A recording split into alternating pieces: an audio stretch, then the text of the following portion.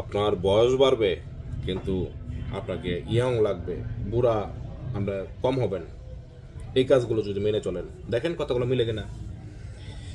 আপনি প্রতিদিন আমরা আসলে প্রচুর পরিমাণে লবণ খেয়ে থাকি, এই লবণগুলা কমিয়ে দিতে হবে। লবণ খাওয়া যাবে না, এক কথা, লবণ খাওয়া যাবে না।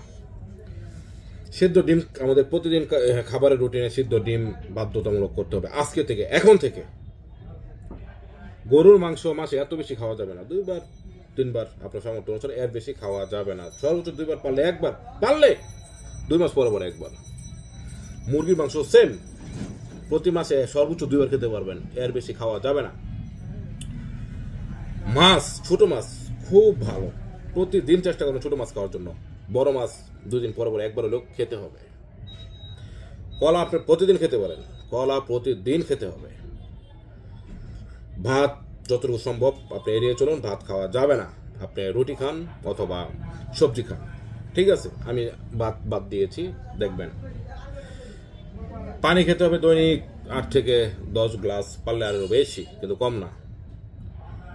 প্রতিদিন কিছু ব্যায়াম আছে, এই ব্যায়ামগুলো ইউটিউবে লিখে সার্চ করেন, এই ব্যায়ামগুলো আপনার করতে হবে।